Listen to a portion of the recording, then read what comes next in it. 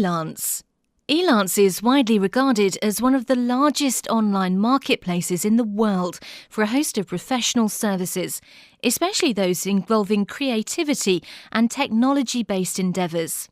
It is a popular outsourcing venue for many small and medium-sized businesses that wish to make significant savings by bidding out their projects to qualified professionals and service providers from all around the world. For highly skilled and qualified professionals, Freelance provides a tremendous opportunity to earn dollars right in the comfort of their own homes. The sign-up process. Like most of these websites, signing up for Freelance is pretty simple and straightforward. Here are some tips for signing up with this particular freelance website. 1. Click the Join Now button on the upper left-hand side of the site. 2.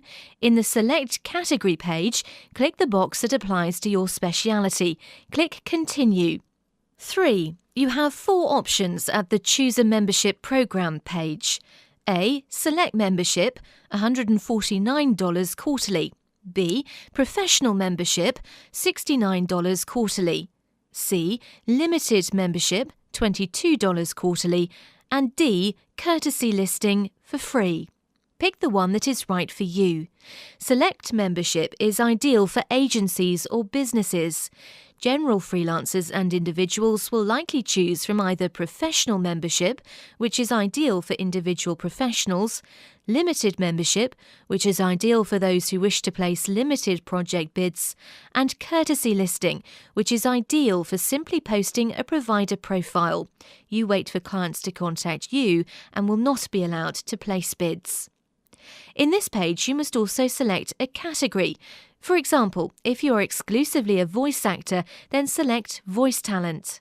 Other options include animation, commercials, embedded video audio, music and others, multimedia services, photography and editing, podcasts, radio ads and jingles, videography and editing, and viral videos. 4. Fill in your contact information and press Continue. Wait for your confirmation, then press Go to complete the rest of the sign-up process. 5. In the Seller Profile page, select the subcategories where you wish to display your profile. The number of subcategories you can select varies depending on the type of member you are. For example, courtesy members can only choose up to 3 subcategories. Bear in mind that you can only bid on projects in those subcategories where your profile is displayed. Once you've made your selections, press Done. 6. Click on the portion that says you must describe the services you offer to complete your profile. Fill in the requested information. Once you're done, click Update Profile. A preview of how your profile will appear to others is presented to you. Now you have successfully signed in. 1. The benefits of having a membership. Freelance has 4 basic membership benefits that are available to all members, including courtesy listings, regardless of level. They are as follows. Your profile is posted on the Freelance website and it gives out vital details to prospective clients. Your portfolio is also posted and it contains samples of your finest work. You get regular notifications on new projects in the categories that you are interested in. You may receive invitations from interested buyers who want you to bid on their projects. Professional and limited members get additional benefits that are not available to courtesy members, such as the following. Participation in Freelance's package service program, which is by invitation only. A bid allotment of $80 per month, a private workspace for easier communication with prospective and present clients, assistance from Freelance in billing and payment matters, inclusion in the Freelance rating system, which grades various members on the quality of work they deliver and on their qualifications for particular jobs. Customers use these ratings as a gauge for a member's ability to complete the job at hand. In case of disputes with clients, members receive assistance from Freelance in mediation and investigation. Availability of the Freelance escrow service to ensure that all payments are made in a timely manner. 2. Project acquisition. Once you have completed your service provider profile, you can start getting projects. There are 2 basic ways you can land a project. Bid for a project in the project marketplace. If the client finds your particular bid the most appealing, the job will be awarded to you. You are invited to bid on a project. This usually happens when a previous client was happy with your work and wants to work with you again.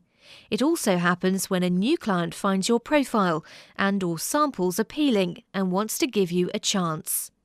3. Tips on getting started. This section lists several helpful tips to get you started on the right foot. It is critical that you have the right mindset for the challenges that lay ahead. Bear in mind that the biggest challenge to success on Freelance comes at the beginning when you have no track record, rating, or reputation. Do not be discouraged if you fail to get a project right away. Stick in there and try to follow these pointers as well as you can. Remember that worthwhile things seldom come easy. A few important tips on getting started. 1. Examine your experience and skill. All members are required to sign up at Freelance. Putting the right information in your member profile can give you the hiring edge over the competition. Use this as an opportunity to put your best foot forward. List all your major work experience that is significant to the Freelance category you have chosen. State the number of years you have been a voice talent and enumerate the most significant projects you have done. Make special note of the most challenging and impressive voice characters you have played. Try to be clear and concise. Instead of just listing all your professional positions, focus on the depth and breadth of voice characterizations and personalities you have portrayed. Explain why you chose to act them out in a certain way. The more understanding you can give to your potential employer about the whys and hows of doing a project in a particular way, the better chance you will have of getting hired. Remember, you can never land a job by drowning prospective employers under an avalanche of useless information. In fact, the exact opposite may be true. A long and wordy profile may rub prospective clients the wrong way, so much so that they will remove you from their list of candidates. 2. Submit a jaw-dropping proposal. To land a project, you have to submit a proposal that catches the attention of the project proponent. You can do this by putting the right kind of information in the 2 main fields that you have to fill in when making a proposal. Ask the buyer a question and describe your proposal. Asking an intelligent question about the requirement can sometimes capture the customer's attention. It can tell him that you clearly understand the nature of the work involved and simply need some clarification. Questions that seek guidance about how to properly execute a script and what tone and personality to utilize, assuming that these are not obvious, are appreciated by clients because such queries reflect the voice talent's concern for meeting the client's needs and expectations. It shows you have enough insight about the requirement to know what to ask. In the Describe Your Proposal field, voice talents should impress upon the client that they understand what is needed. If you give information about a similar job that you've accomplished in the past and attach a sample of that to your proposal, then you have just increased your chances of getting that job. Some projects have a script attached for voice talents to interpret and send as part of their proposal. In such cases, use the Describe Your Proposal field to explain why you read a particular sample script in a certain way and why you chose to project a certain mood or personality. You should also mention that you will be more than happy to submit additional samples based on any new inputs or guidelines that the client may have. This is especially effective in cases where the client likes your voice but is having second thoughts about your delivery. Providing additional samples that address those concerns may convince the client that you are the right person for the job. When it comes to submitting proposals, do not submit a generic bid that does not specifically address the job requirement. Savvy customers can detect a generic proposal right away and just as quickly eliminate the guilty party from consideration. 3. Don't waste time with subpar samples. When uploading voice samples onto your portfolio, you should carefully scrutinise each piece of work. Only include those that you consider to be world-class, because these samples will be made available to prospective clients from all over the world. If you are an amateur voice talent with no actual work experience yet, then you can produce your own samples. These voice samples are critical to your success, so give them all the attention and time they deserve. Without job samples, any effort you exert to land a job is likely to be a waste of time. Some projects provide scripts for talents to voice and send to the customer as a sample. These samples should be taken seriously. Tackle these samples the way you would tackle the actual job itself. These samples, more than anything else in the member's profile or proposal, will be the determining factor in deciding who to hire. 4. Impress clients with range. If you have the talent to execute scripts using different voices or a wide range of personalities, then do so. The more samples you provide, the greater your chances of landing the project. Of course, all the samples you submit must be appropriate to the script and the client's particular needs. 5. Develop a good track record. When searching for someone to hire, clients look at the number of jobs a member has already completed on the site and the ratings that member has received for those jobs. These are signposts that tell clients about the competence and dependability of specific Freelance members. They are key indicators of exactly how desirable a member's services can be. For a member to be competitive on Freelance, they must have an impressive track record of jobs completed and a glowing history of high ratings. Neophyte Freelance members should concentrate on building a track record and getting good ratings rather than earning the big bucks right away. A sound strategy for newcomers is to bid low for projects and sacrifice some income to ensure a better chance of landing jobs. A string of completed projects and high ratings increases a member's credentials tremendously in the Freelance marketplace. It will greatly boost the chances of getting more work. Naturally, there are exceptions to this rule. If you feel you qualify, then, as by all means, go after the most lucrative projects on the site. Just remember that talent is not the whole picture. You also have to be diligent and disciplined enough to meet deadlines and consistently turn out the kind of quality work that the higher echelon of customer demands. 4. How to get stable, regular work. Now that you have learned the ropes of Freelance and have notched a significant number of projects under your belt, there are 2 things to bear in mind for the sake of your future success. 1. Keep your standards high. The only sure way a voice talent can earn a regular and continuing income from Freelance is to consistently deliver quality work. Sustained excellence is hard to come by and highly coveted by clients no matter where in the world they are based. If you always deliver high-quality work and leave your clients satisfied, then you can almost certainly count on repeat business coming your way. In addition, a member who constantly delivers work of the highest standards is assured of having excellent reviews and ratings. For an online marketplace that is as active and competitive as this one, a superlative rating is tantamount to winning half the battle. 2. Maintain a great reputation. Clearly, a good reputation is related to the above strategy of constantly delivering high-quality work.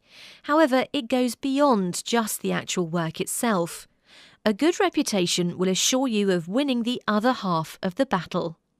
Cultivating a good reputation means never missing a deadline, being gracious and professional in all your dealings, and going the extra mile to make revisions or extra voice studies to make your clients' demands. It means diffusing potential disputes and handling every aspect of your job with diplomacy and professionalism. A good reputation means you are a professional of the highest degree. Like scaling a mountain, it takes time and effort to reach the top. But once there, you will find that excellence is its own reward. If you can successfully maintain high standards, then you will be financially set for life. Craigslist.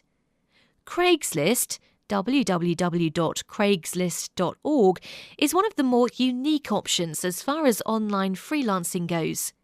Craigslist is not a traditional freelance website.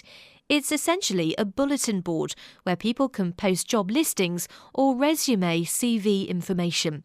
The beauty of Craigslist is that it's area-specific and has targeted categories that make it really easy to find exactly what you're looking for. Craigslist is also a free website. It costs nothing to sign up and post projects or contact posters about their projects. There's no commissions or extra fees of any kind. The only caveat of this system is that you work with clients directly via email or physical communication. Since Craigslist is only a bulletin board, there are no guarantees of payment or security measures. For this reason, it's always good to exercise a bit of caution when using Craigslist. You're bound to discover job opportunities that you would never have found on other websites, so it's definitely worth it. You just have to know how to be careful. 1. How to post on Craigslist. I guess you could call this the easiest part. All you have to do is go to the website, choose the appropriate category, and create a post. Here's a step-by-step guide. 1. Go to www.craigslist.org and select your region. 2. Select the category that applies to you. The categories that you'll mostly want to use are under Services, Jobs, and Gigs. 3. Click on Post in the upper right-hand corner. 4. Select your appropriate category again. 5. You may have to sign up to post in certain categories. Simply click the link and then click the link on the following page that says Sign up for an account. Enter an email address and fill out the rest of the information to sign up for your account. When you're done, log into Craigslist and repeat from step 1. 6. Now you're taken to the actual posting window. Simply give your post a title, fill in a location, usually just the city, and then write your post. Generally speaking, you can treat it like a resume listing. You should give an explanation of your skills and proficiencies. It's a good idea to use the anonymized email option to prevent yourself from getting a lot of spam. You may still get spam, but it will stop if you delete your Craigslist post and the spammers won't have your email address on file. 7. Click Continue after you're happy with your post. Verify the post is correct and then click the Submit button. 8. If you did not sign up, you may have to activate your post by following a link in the email that Craigslist will send you. 9. Now your post is active. People can read your post and may respond to you via the email address you provided. 2. General tips for using Craigslist. How to market yourself. The law of supply and demand affects freelancing just as much as it affects any other aspect of the economy. You can't succeed unless there's a market for the services you have to offer. If the market just isn't there, then you aren't going to make it. Research is essential so that you can determine what part of your skills you should market and how exactly you should go about marketing them. It's sort of a balancing act wherein you're constantly trying to find an area that's not being overworked and watch out for areas that are overworked. The key is to find a niche where the supply for skills is low but the demand is high. One thing that freelancing might require of you is to go back to school. If the demand is too low or the supply too high for your current skill set, you can gain experience or education in order to fit into a niche where the demand is high and the supply is low. With experience and specialization, your value as a freelancer increases. So far, you have discovered that having skills and identifying these skills is essential. Next, you learned that finding a niche that is in high demand is important to success. What you need to understand now is that none of these will work if you don't also have passion for what you're doing. Your heart has to be in it. This is the fuel in the car that keeps you moving towards your goal. Sometimes passion and skills are not enough. Let's say you are passionate about computer repair. In fact, you are so passionate about it that you went to school to earn a degree in computer technology and repair. More than that, you graduated at the top of your class. You decide you want a job repairing PCs. The sad truth is that for every job available, there are about 10 qualified people and about 30 unqualified people who are applying for it. Because the field is not as specialised as it once was, and because there are so many more qualified people who can do PC repair, your service will not pay high wages. But what if you went to school and got a certificate to work specifically on Apple computers? Because there are less people qualified to work on Apple computers than those who can work on PCs, your ability will be specialised. It is a niche area that has a high demand and a low supply. This translates to higher pay. The last thing to remember after you complete a foolproof marketing plan is that it may take a few tries. What's important is that you do not give up. Freelancing is hard work with many challenges. Once things get flowing, things will get better. Don't let a setback or two get you down. Learning from your mistakes and use them to plunge forward. You will eventually succeed with the right plan. It may take some tinkering, but the payoff is well worth the hard work. As you begin to do freelancing, you will want to focus on the jobs. This, of course, is your bread and butter. However, you must pay attention to your marketing strategy. Without a strong plan, you will go through cycles of hot and cold. When you are hot and you have jobs, the money comes pouring in. But then, like a flash, you're back to that same old problem. No jobs, no money. You find yourself frantic and scrambling for that next job. You find one and accept whatever pay is offered just so you can make sure the lights stay on. Oftentimes you undercut your usual price just to have work. Then you get a couple of jobs and the money is coming in again. You don't need a weatherman to predict the hot and cold season for you. You need a good marketing plan to keep this from happening. You have to set time aside to work on marketing yourself. It is essential for making your foolproof strategy work. When this is working, you will always be hot because you will always be in demand. There will be no cold spells because you will have constant client inquiries asking for your services. What is the secret of the foolproof marketing plan? First, you find a way to get new clients. The next step will be to make those potential clients into sales. Finally, you have to make those one-time customers long-term repeat customers. Preparing yourself for freelancing. After you've carefully weighed all of your options and had a look at the market, you'll see that it's quite extensive. Once you've decided on a few sites to sign up with a niche to specialise in, you need to worry about putting yourself on the market for jobs and projects. The first thing you need to worry about is your skills.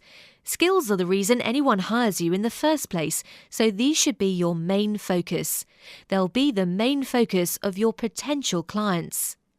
Some people are born with obvious talent. They are born with gifts which, because of their nature, make them known throughout the world. We have all heard of such greats as Einstein, Mozart and Benjamin Franklin.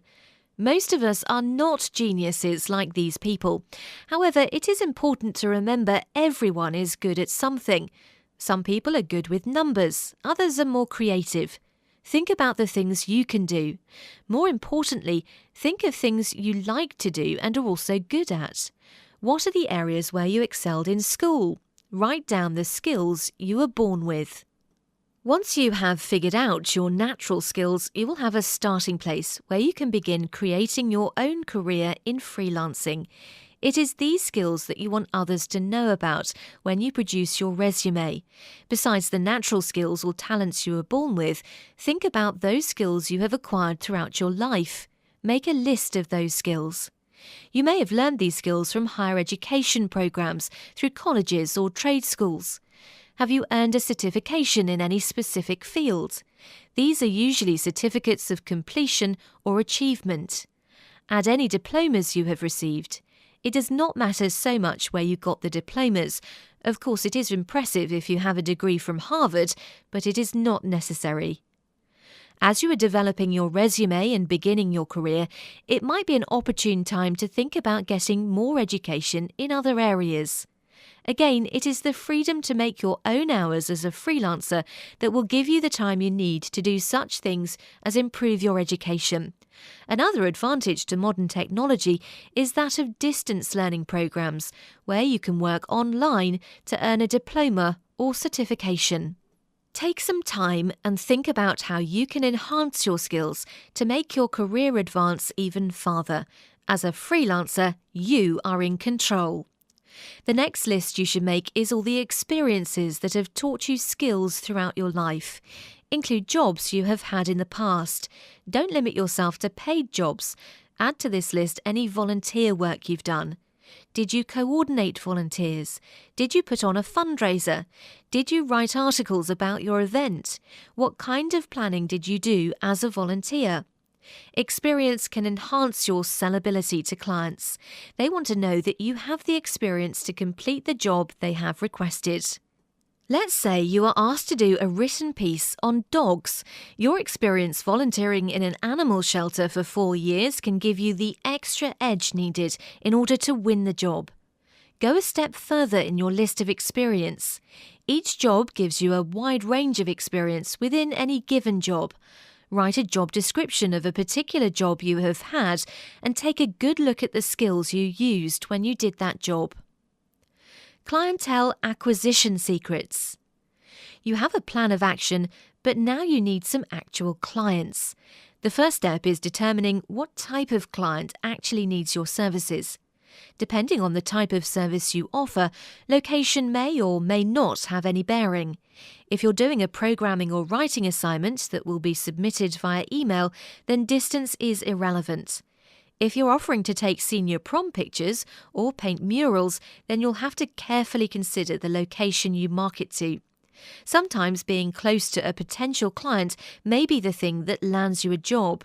Keep that in mind when searching for a pool of potential clients. A good place to start looking for local clients is a simple phone book. If you're looking for local business contacts that may use your area of expertise, finding them in the Yellow Pages may produce some leads. Alternatively, there is an online version of the phone book at www.yellowpages.com. There may be directories of professional organisations where you can find potential customers. Other places to look are trade publications. Many of those publications contain lists of people that could be potential clients. You might also check and see what is happening in your particular area of interest. This can spark new ideas. It can also let you know what the latest trends are and the markets that are popular. There are also companies that sell lists of names and addresses according to the criteria you give them. It can be expensive, but may have a potentially high return. What do you do now that you have your lists of potential clients? How do you reach them? One way is to call them. In certain freelance situations, this can be a personal way to make contacts. You can also send them a letter in the mail. This is a relatively inexpensive way to generate clients, and it can have good returns. You could also pay for advertising, but starting off this way can be costly. If your business grows larger and generates greater revenue, this may become a viable option. There are different types of advertising. General advertising can reach a large audience, but it is not necessarily always a target audience. If you want to reach a more specific audience, you can run an advertisement in the classified sections of trade magazines. This is a more cost-effective form of advertising rather than running big-page advertisements. Often, if you run classified advertisements for a long period of time, you will get a discounted rate. Sending mail directly to potential clients is specific and cost-effective. You decide how your marketing dollars are directed, which is straight at the companies that have the greatest potential for utilising your skills. The larger the list of targets you have, the greater chance of success. In order for direct mailing to work in marketing yourself, you have to send out large numbers of direct mailings if you hope to get a response. On average, you might have a 1% to 2% response. That means you might get one customer out of about 100 mailings. Direct mailings are not as effective as other forms of advertisements. Once you have your target list, what should you send them? Well, you might only want to send a letter to those clients who are good possibilities but are not at the top of your list. Those at the top of the list should get your resume, a business card, and a cover letter. If you haven't bought business cards, do so before marketing yourself. You want a convenient way for your potential client to have your information readily accessible for any job that needs the skills you possess. Your cover letter should be dynamic and attention-getting. Don't send a boring pleading letter hoping they will care. Send them a lifeline. Send them a letter that will make them sit up and take notice. Make yourself wanted as well as needed. The letters should clearly state the services you have to offer and why you are different from every other freelancer.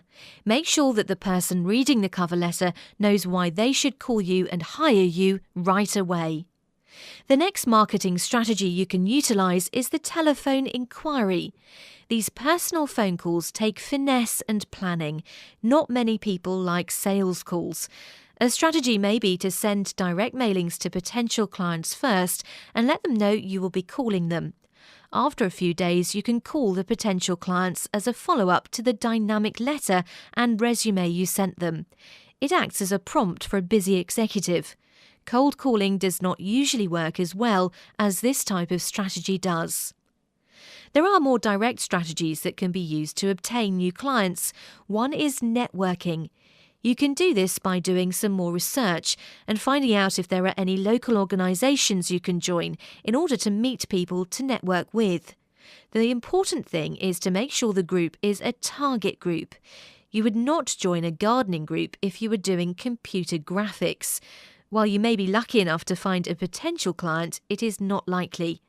A group of other computer artists or businesses that could use your services would be a much more valuable use of your time and marketing efforts. Another situation to look for is any special events or seminars that target clients might be attending. For instance, if you were that computer graphics freelancer, you might want to set up a table at a computer seminar or sale. Public relations campaigns are another way you can generate business. Again, do your research. Find an interesting way that magazines or newspapers might print an article featuring you that could generate business.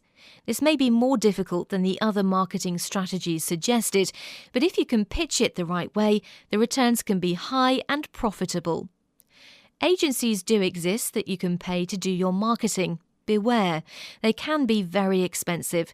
They usually take a percentage of your contract as their fee.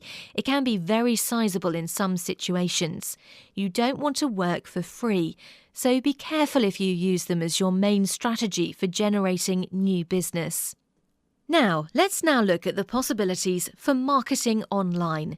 The great part of online marketing is that it is often low cost and reaches a wide audience of potential customers worldwide. Advanced technique, making the sale. Now that you've completed your marketing campaign strategies, you should be getting a few inquiries for your services. Have realistic expectations. Not every inquiry is going to be a sale. It does take work. Marketing is only the first step. You have to make those marketing dollars and time pay off. You constantly need to seek ways of increasing your percentage of potential clients into real sales. This increases your profit and ensures your freelancing business is a success. Your job is to convince those potential customers that you are the right person for the job and that their money will be well invested in you and your work.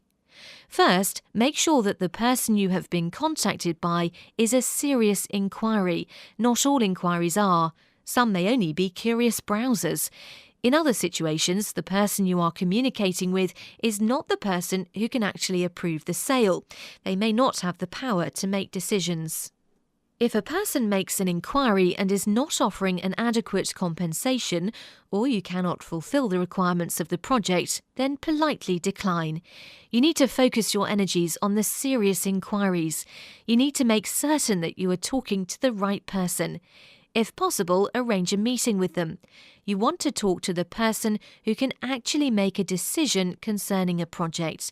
Your time is valuable, so there is no sense in spending unnecessary time with someone who cannot help you. Once you have determined that you have an actual serious client and that they are the right person to speak to, then you must consider your first contact with them. The first contact can make or break a deal.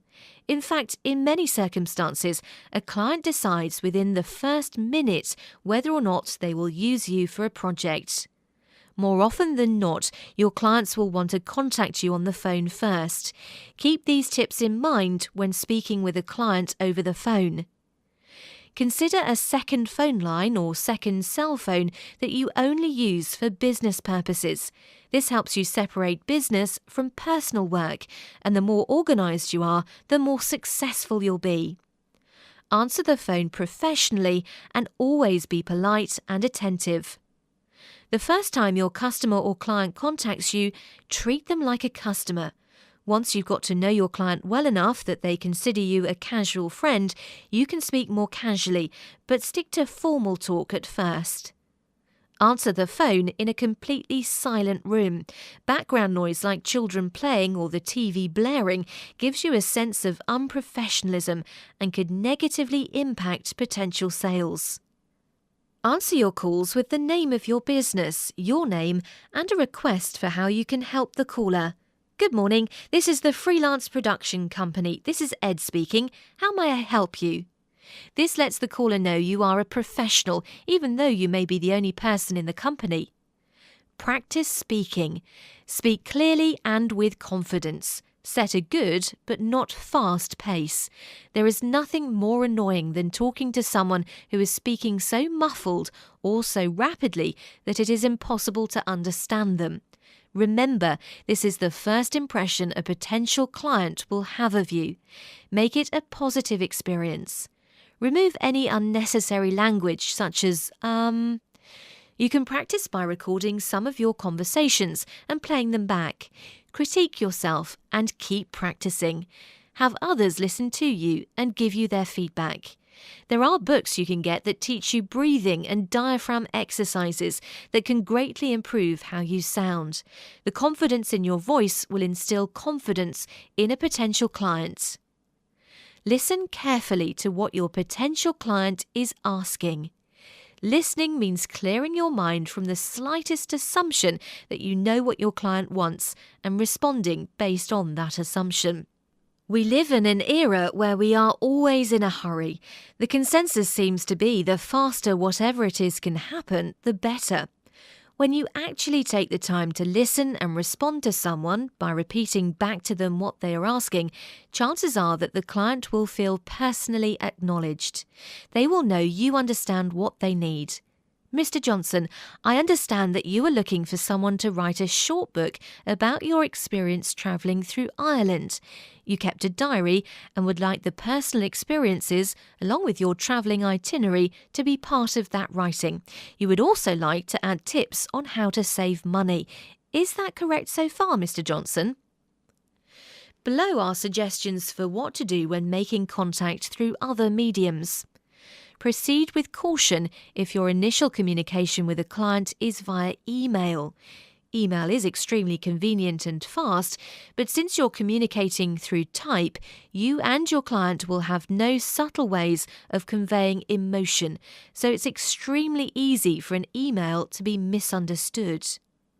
With the advent of the internet and, to a lesser extent, the advancement of cell phone technology, the art of writing has had a huge decline over the past few years. With email and chats online, a new kind of online shorthand has emerged. It is a whole new way of corresponding, complete with its own unique language. While it may be tempting, you should avoid the use of modern shorthand or chat speak. Never use acronyms or misspelled words in your letters. Imagine that you're going to show your letter to your high school English teacher. If you would receive anything less than A, then you need to rewrite it. Research your potential client. The internet is a powerful and effective tool for doing research on your clients. Go to Advanced Search in Google and type in their name. You'll probably be amazed at the amount of information that comes up about them. Arrange a face-to-face meeting. If your potential client lives close enough, the internet will never replace what reading somebody's body language can tell you about them. It makes it much easier to close a deal if you have this advantage. It also makes it easier to establish a long-term relationship. Bring or send samples of your work. This should be part of your resume. If you are meeting your client face-to-face, bring the samples with you. If not, send your samples as quickly as possible. Remember to send samples that emphasize the type of work you want to do for the potential customer. Arrive on time. Remember the saying, to be on time is to be early. Make sure you have plenty of time to arrive at your destination. Dress to impress. Look like a professional at all times. Pick appropriate clothes to match your profession.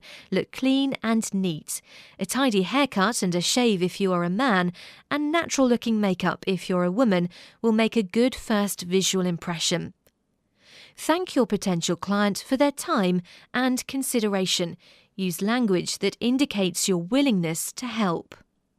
To add to the list of how to sell yourself to potential clients, I have listed below the 10 commandments of human relations.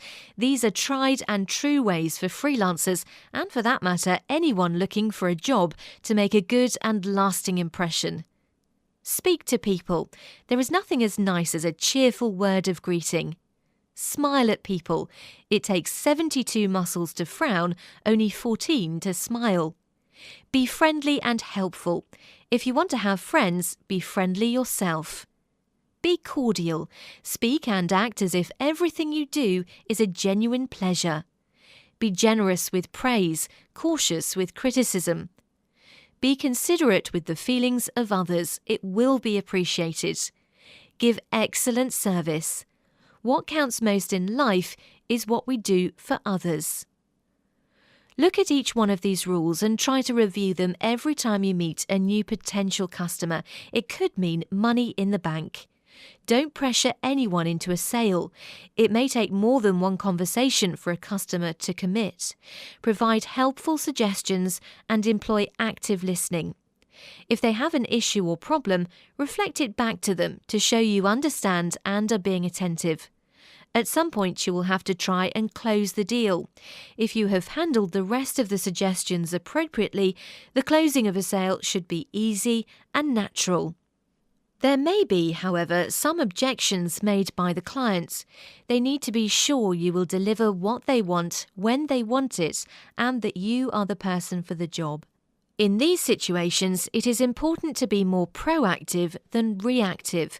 What this means is that you have thought ahead to what potential problems may arise, and you have already worked out solutions before you even met with your potential customer.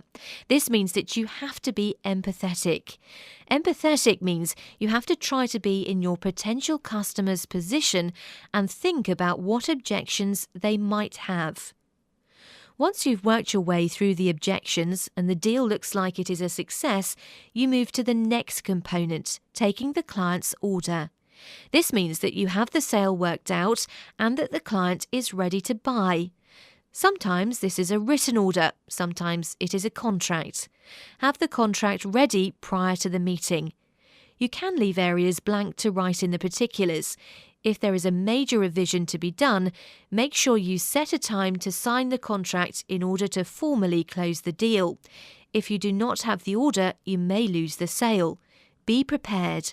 Be ready to close the deal before the negotiation begins. If the client is still not completely ready to sign, make them a trial offer to do some of the work as a sample for their approval. This enables the client to see what they're paying for with little risk. Once you produce the sample, you can set another meeting to get the order complete. Once the client is satisfied with your work, they are more likely to use you again.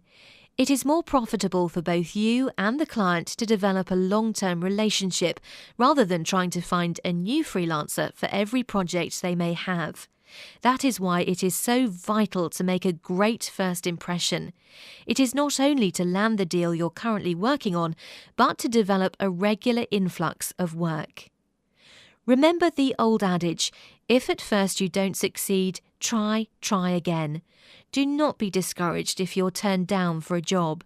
See it as a learning opportunity. Try to review what you can do differently with the next potential customer. As you become more experienced and your reputation grows, so will your number of clients. Even though it can be discouraging, don't give up. Nothing in life is easy. It takes work, but the rewards are numerous. So keep your head up and your goal in sight.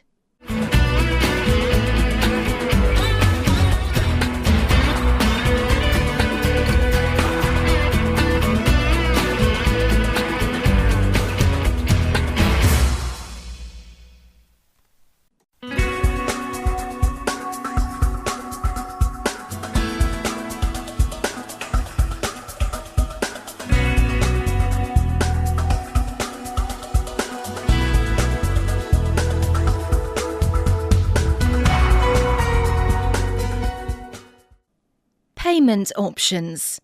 Of all the things you'll consider while doing freelance work, possibly the most important one is how you'll get paid. There are a variety of methods, but it depends mostly on whether or not you're using a freelancer website like Freelance or VWorker, and which particular website you use. We discussed this briefly in the previous section, but it's worth some in-depth explanation and careful consideration. Most freelancing websites have multiple options. These usually include check by mail, money wire, direct deposit, and PayPal. Of these methods, I recommend direct deposit if and when it's available. Having the money directly deposited into your bank account is the safest and fastest way to get money from your freelance endeavours. If your freelancing work is pulling in large amounts of money, over $100 per project or $200 per pay period, then you should stick to direct deposit, check by mail, or money wire. As I said earlier, PayPal is convenient, but has been known to have issues with holding money.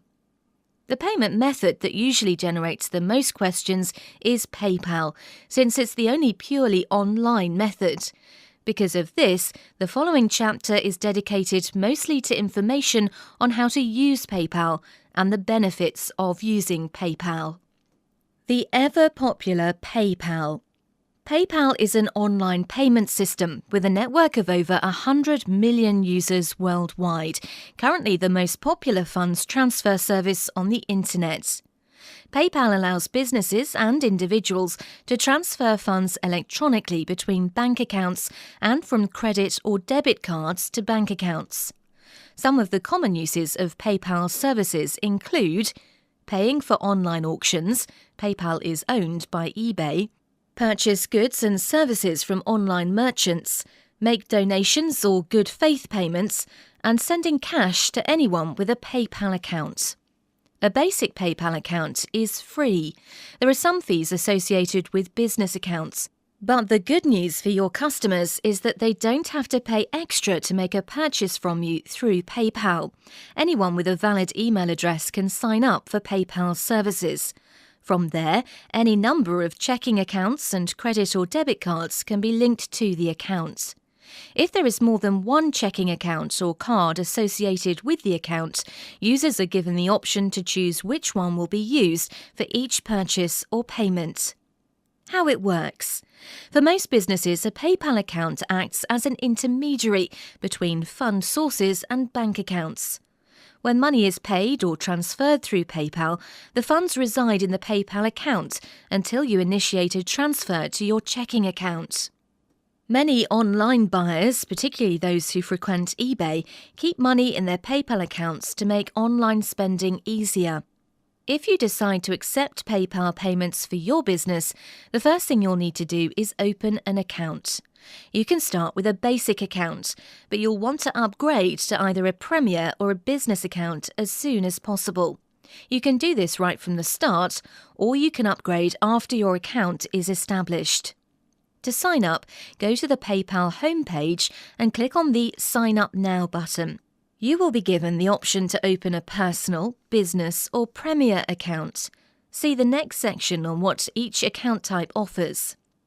After you make your selection, you'll be asked to enter some basic personal information: name, address, telephone number, and a valid email address.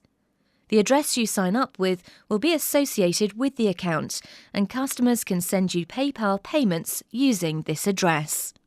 Once the sign-up process is complete and you've clicked on the link in your verification email to return to the PayPal website, you will be asked if you would like to add a checking account or credit card to your account. You will likely want to add your checking account. Once it is verified, PayPal will display the verification on the payment page your customers see. This builds trust and confidence for your business. When you enter your checking account information, PayPal will initiate 2 small deposits into your checking account, usually between 5 and 15 cents. The confirmation process involves checking your bank statements and entering these exact amounts on the PayPal website, which tells PayPal that you actually own the accounts.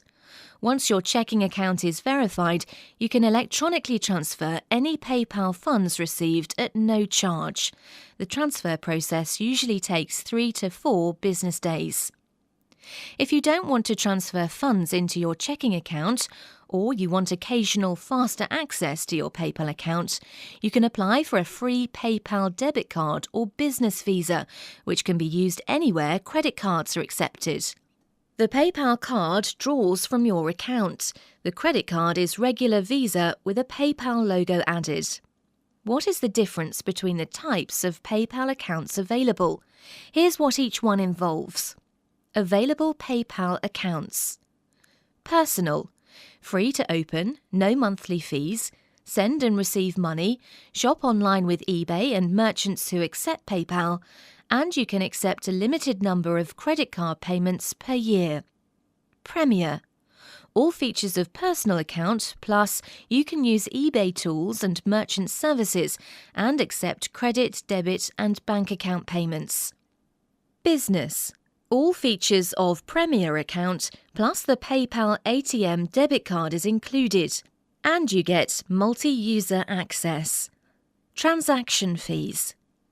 PayPal recently changed the way it charges transaction fees, and now all accounts have the exact same transaction fees, which pretty much solidifies that as a freelancer you only need a Premier account.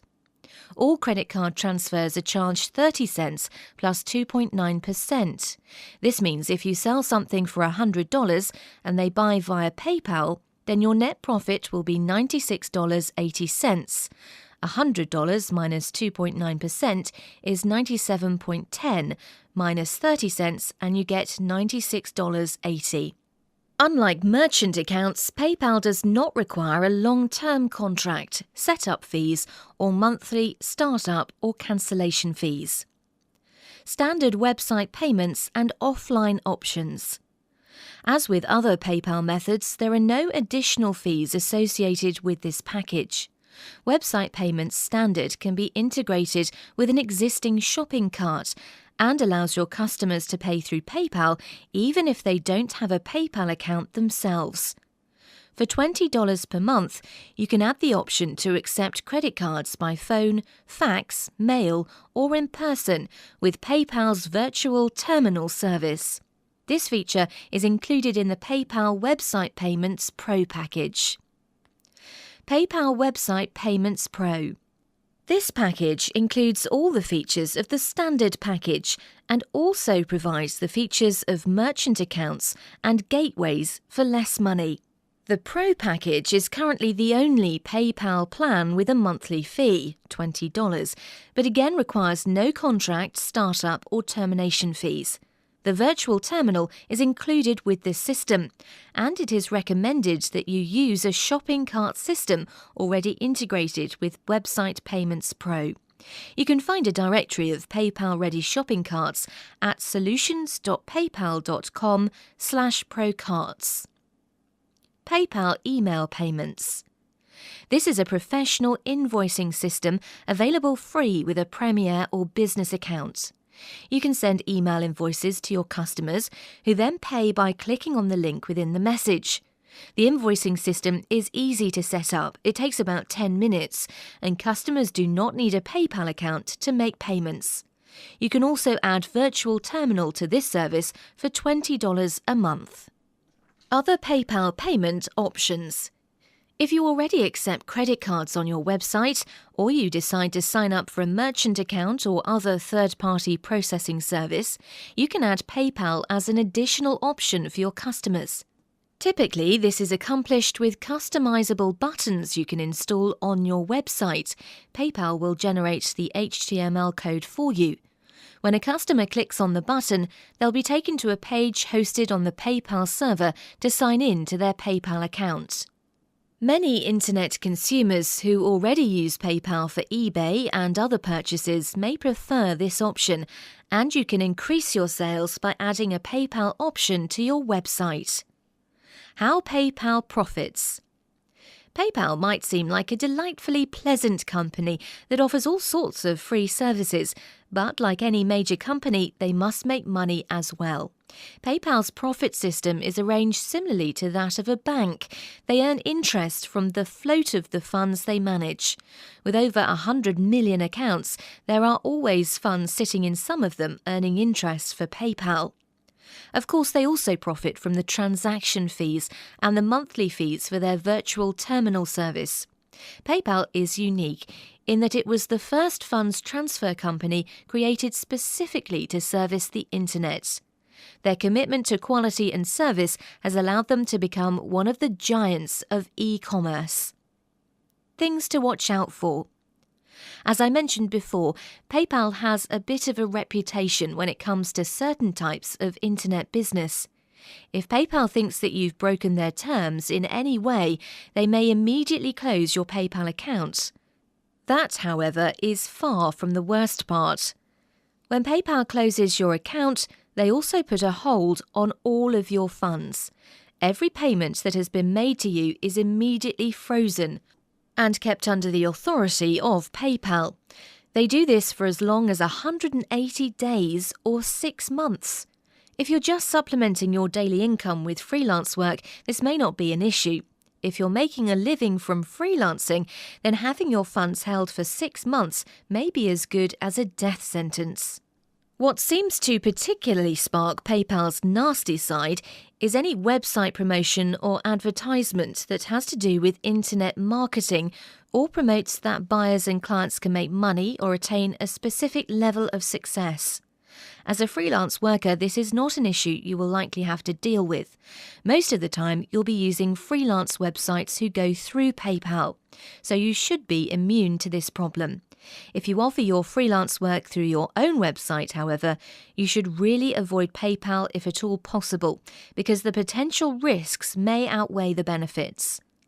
Also, if you have an extremely profitable business, making $20,000 or more a month, you are given a dedicated PayPal representative. Do not assume that his or her approval of your website will ever guarantee anything.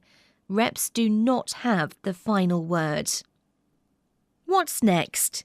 If you've read this far, then you've got the tools you need to succeed as a freelancer. Tips and final thoughts. The following pieces of advice will be invaluable for furthering and maintaining your freelancing career. Study this section carefully. Be a professional. Companies and individuals don't have a hard time spotting fakes and fools. You're not going to earn their respect or their repeat business unless you act like a professional. That means sounding professional and looking professional. Sometimes business requires investment. Just because you can do everything yourself doesn't mean you should do everything yourself. The one thing I find people skimping out on is their presentation. Your website, your demos, your portfolio, really everything about you must look professional. If there's some aspect of your marketing that you can't do extremely well yourself, then hire yourself a freelancer to do it. Aside from sounding and looking professional, you need to act professional. This doesn't mean you should become an emotionless automaton. Be personable and approachable. If you show that you care and enjoy what you do, your clients will be able to see that as well. Keep your skills honed. Take opportunities to sharpen them. Keep up on current trends and information in the field you choose to work in. Your clients will be impressed on how up-to-date you are and how much expert knowledge you have. Do your homework. One of the best ways to become a successful business is to research successful companies in your chosen field. Ask other professionals what they have done to become successful. You save a lot of time if you don't have to reinvent the wheel. Learn from other people's successes and failures. The information can be invaluable. Another way to evaluate your services is to send out brief surveys when you complete a job. The feedback can open avenues to areas where you need improvement. Negative feedback is always an opportunity to make change. You can take the positive comments and use them in your advertising. You can even evaluate your clients, prioritize them. Which ones are the best clients and which ones take up all of your time? Consider increasing your rates to see if those using all of your time meet the challenge. They will either pay you more and make it worth your while, or they won't come back. That way you can concentrate on your money makers. Remember, if a customer is wasting your time, they are wasting your money. Nobody likes a work addict. Don't overwork yourself. It may seem noble to try and do as many jobs as possible, but not if you risk burnout. To make matters worse, the quality of your work may suffer and your clients may notice. In the long term, you could lose work by trying to do too much. As a freelancer, you have the power to decide how hard you work, but you'll also be presented with more opportunities to overwork yourself than ever. You need to take care of yourself. If you're trying to do too much, you are not taking care of yourself. Besides, what fun would it be to be working all of the time? Didn't you want to become a freelancer so you can make your own schedule and spend more time with family and friends? If you have made some contacts networking, you may want to make deals about sending each other work when you are overloaded. If mutually agreed upon, it can keep the jobs flowing but will create a stopgap when there is too much. If it is cost-effective, you may want to hire someone who can take on some of your duties, such as website maintenance, answering phones, and taking care of the financial aspects, so that you can concentrate on other projects. This can save you time and prevent burnout. One very important word: no. Go ahead and practice saying it. Say it to yourself in the mirror. Get used to being able to say it without hesitation or over-analysis. Just because a client offers you a job does not mean you have to take it. Is the job something you can do? Does the job fit into your overall plan of acquiring a long-term client? Think of the job as a step in the road to the $1 million you seek. Also consider what would happen if you did not take the job. It is not always prudent to take on a job just because it meets the short-term goal of a paycheck. If it does not pay well or the client is not likely to be a repeat customer, then politely decline.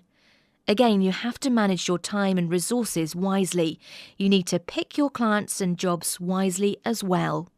Invest wisely in your marketing strategy. A way to utilize your marketing time and dollars is to think of unusual ways to attract the attention of potential new clients. You need to set yourself apart. What do your mailings look like? Are you using eye-catching colors, words, and images that will attract a potential client's attention? You don't want your mailings to automatically be thrown in the trash. If you can get a potential client to spend a minute paying attention to your marketing attempt, you are halfway to winning them over. Another way to make the most of your marketing dollars is to collaborate with other companies. Working together can be an effective way for both of you to get your names out there and known. When you split the price, you both win.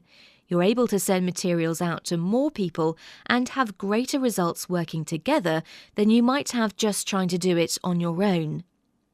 Try utilising your marketing ideas for certain occasions or events. If you can coordinate your marketing with ongoing events, you may reach a wider range of prospects. Look at your website and explore its potential. Look at how you can raise your ranks in search engines, as mentioned in a previous chapter. If you can increase your ranking, you can definitely get more hits on your site when people are searching for the kind of services you offer. Think about your clients. Have you considered how long it might take for a person to be able to load your web page? Not everyone has lightning-fast internet service.